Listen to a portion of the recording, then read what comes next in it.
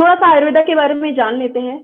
आयुर्वेदा, अगर मैं शुरुआत करूं, आयुर्वेदा की शुरुआत हुई थी 5000 साल पहले। ये एक ऐसा सिस्टम आया, ये एक ऐसा मेडिसिनल सिस्टम था, सबसे पहला सिस्टम यही था। उसके बाद बहुत सारे सिस्टम बने, जिसमें कि आपको आपकी पूरी बॉडी के लिए या फिर आपकी हेल्थ, आपको हेल्दी रहने में ये हेल्प करता है। अब ये आयुर्वेदा का जो मतलब है वो होता क्या है, पहले ये बात जान लेते हैं। इसको साइंस ऑफ लाइफ बोला जाता है। क्यों? अगर आप आयुर्वेदा को 2 टुकड़ों में बांटेंगे तो आप इजीली समझ पाएंगे। आयु का मतलब होता है लाइफ, और वेदा का मतलब होता है नॉलेज, है ना। हमारे 4 वेद होते हैं, सभी लोगों को पता है। तो इसीलिए इसका नाम आयुर्वेदा पड़ा, जिसको साइंस ऑफ लाइफ बोला जाता है, जो कि आपकी इलनेस को मैनेज करने के लिए, यहाँ पर तो मैं वर्ड यूज कर सकती हूँ, सॉरी, इलनेस को हील करने के लिए हम लोग आयुर्वेदा यूज करते थे। क्या पहले कोई एलोपैथी थी? नहीं थी। लेकिन मोस्टली एलोपैथीज में भी क्या है, आपकी जो आयुर्वेदा है ना, जो हर्ब्स है, उनमें से वो एक्टिव कंपोनेंट निकाला जाता है। तो आपके पास एक ऐसा मेडिसिनल सिस्टम है जो वर्ल्ड में किसी के पास नहीं था। फर्स्ट ऑफ ऑल, सबसे पहले आयुर्वेदा इंडिया में ही आया। उसके बाद मैं बात करती हूँ आयुर्वेदिक बॉडी टाइप्स के बारे में, क्योंकि मोस्टली हम लोगों ने सुना है कि 3 तरह का होता है। वात, पित्त, कफ हम लोगों ने सुना। अब इसका मतलब क्या होता है? आपके बॉडी के 3 ऐसे टाइप्स हैं जिनका बैलेंस होना बहुत जरूरी है, जिनके इम्बैलेंस होने की वजह से हम लोग प्रॉब्लम फेस करते हैं। सबसे पहले मैं बात करूं कफ की। कफ की कहां से शुरुआत होता है? आपके ब्रेन से लेके आपके चेस्ट तक। ये आपकी प्रोटेक्शन करने में हेल्प करता है ना। उसके बाद मैं बात करती हूँ पित्त की। आपके डाइजेशन रिलेटेड होता है। जब आपका डाइजेशन बिगड़ता है, मेटाबॉलिज्म जब आपका बिगड़ता है, तो ये पित्त बनता है।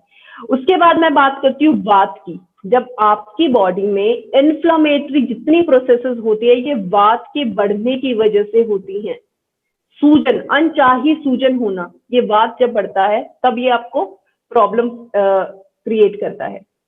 उसके बाद मैं बात करती हूँ अपने मेडिसिनल आयुर्वेदिक हर्ब्स के बारे में। जितने भी यहाँ पर आपने हर्ब्स देखेंगे, सभी की कोई ना कोई मेडिसिनल वैल्यू आपको मिलेगी। अगर मैं एग्जांपल शेयर करूँ आपके साथ यहाँ पर, तो अश्वगंधा एक ऐसी हर्ब है जिसके मल्टीपल बेनिफिट्स होते हैं, मल्टीपल। और वो पहले भी लोग क्या करते थे, ट्रीट करने के लिए चीजों को यूज करते थे। लेकिन जब आप किसी सप्लीमेंट की बात करते हो, इसको as a ayurvedic proprietary medicine की बात करते हो, तो आप ट्रीट वर्ड यूज नहीं कर सकते। आप मैनेजेबल चीजें यूज कर सकते हैं। आप कंट्रोल करेगा, प्रिवेंट करेगा, रिड्यूस करेगा, लेकिन आप treat, cure, heal word use नहीं कर सकते।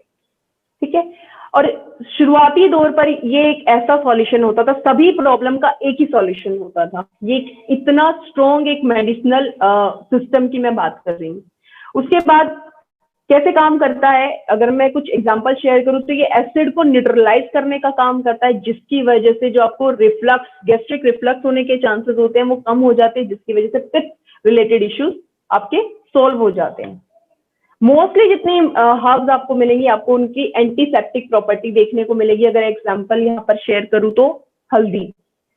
क्या पहले के लोग बैंडेज यूज करते थे? नहीं करते थे। किसी को घाव हो जाता था, खून निकलता था, तो क्या करते थे, अपनी मुट्ठी में ली हल्दी और लगा देते थे। वो कुछ टाइम के बाद अपने आप घाव भी बंद हो जाता था।